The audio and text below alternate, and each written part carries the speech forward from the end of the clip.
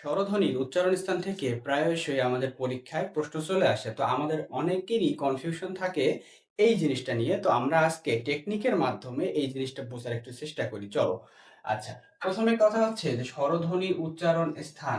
এখানে লিখে রাখা আছে যে সম্মুখ ওষ্ঠাধর প্রসৃত, পশ্চাৎ ওষ্ঠাধর গোলাকৃত এবং এখানে কেন্দ্রীয় ওষ্ঠাধর বিবৃত। এই ৩ টা জিনিস নিয়ে অনেকেরই মাথার মধ্যে কনফিউশন সৃষ্টি হয়। পাশাপাশি এখানে উচ্চ, উচ্চ মধ্য, নিম্ন এবং নিম্ন মধ্য এই জিনিসগুলাও কিন্তু অনেক সময় আমাদের প্যাচ লাগাইয়ে দেয়। তো এই প্যাচটা খোলার জন্য আমাদের কি করতে হবে দেখো। প্রথম কথা হচ্ছে এখানে সম্মুখ কথাটা আছে। আমি যদি টেকনিকে দেখি যে দেখো বলা হচ্ছে উপরের ঠোঁট হচ্ছে সম্মুখ। মানে কি? আমরা যখন মুখ দিয়ে কথা বলি তখন উপরের ঠোঁটটাকে আমরা ধরবো সম্মুখ। আমাদের উপরের ঠোঁটটাকে ধরবো আমরা সম্মুখ। ঠিক আছে? আর নিচের যে ঠোঁটটা আছে সেই নিচের ঠোঁটটাকে ধরবো আমরা পশ্চাৎ। তার মানে এটা হচ্ছে নিচের ঠোঁট আর এটা হচ্ছে উপরের ঠোঁট। আমরা যদি এইভাবে চিন্তা করি যে হচ্ছে এটা হচ্ছে আমাদের উপরের ঠোঁট, এটা হচ্ছে আমাদের নিচের ঠোঁট আর এটা হচ্ছে আমাদের কেন্দ্র। তার মানে গলার ভিতরে আর কি। তো আমরা যদি গলার ভিতরে দেখি তাহলে কেন্দ্র ভিতরে কি থাকে, মাঝখানে কি থাকে? মাঝখানে থাকে কেন্দ্র। এখানে হা করলে কেন্দ্র বোঝাচ্ছে, মানে হা এর সাথে কি আছে দেখো তো, একটা আ আছে। যখনই হা এর সাথে আ থাকবে মানে এটা হচ্ছে কেন্দ্রীয় আর এটা হচ্ছে বিবৃত। ওকে। আর এইদিকে যদি আসি দেখো যে উচ্চ আর নিম্ন এই দুটো তো সবাই জানো যে উচ্চ হচ্ছে উপরে থাকে, নিম্ন হচ্ছে নিচে থাকে। তো নিম্নের যে একটু উপরে সে কি? সে হচ্ছে নিম্ন মধ্য।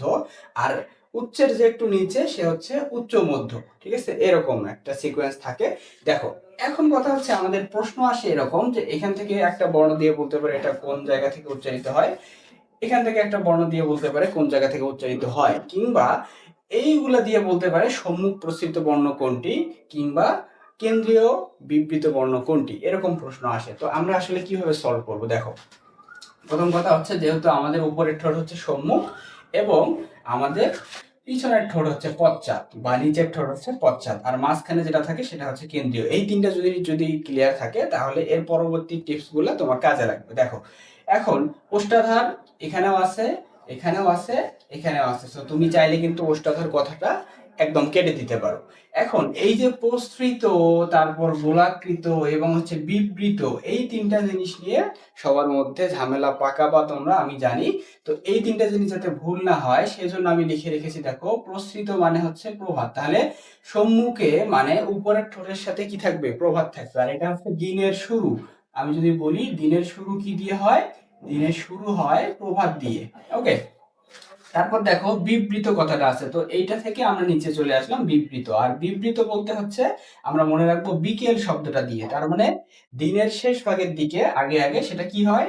বিকেল হয়। তার মানে বি হচ্ছে এই যে বিবৃত আর হচ্ছে বিকেল। ওকে। আর এইদিকে দেখো গোলাকৃত কথাটা আছে। এখন গোলাকৃতের সাথে তোমরা মনে রাখবা গোধূলি কথাটা দিয়ে। গোধূলি হচ্ছে কি? দিনের শেষ ভাগ। ঠিক আছে? একদম শেষ সময় যেটা সেটা হচ্ছে গোধূলি লগ্ন। তো এইখানে পশ্চাৎ এটা হচ্ছে শেষ মানে নিচের। সো পশ্চাতে হচ্ছে গোলাকৃত বা গোধূলি, সম্মুখে হচ্ছে তোমার প্রভাত বা প্রসৃত আর কেন্দ্রে হচ্ছে তোমার বিকেল বা বিবৃত। ঠিক আছে? এইভাবে চাইলে তোমরা কিন্তু মনে রাখতে পারো। এবং বর্ণগুলো দেখো, বর্ণগুলো সুন্দর করে সাজানো আছে যে রস্বই, রস্বইর সাথে দীর্ঘই, তারপর রস্বউ, রস্বইর সাথে দীর্ঘ, তারপর এ, তারপর ও, তারপর এ, তারপর স্বরেও, তারপর হচ্ছে মাঝখানে হচ্ছে আমার আ।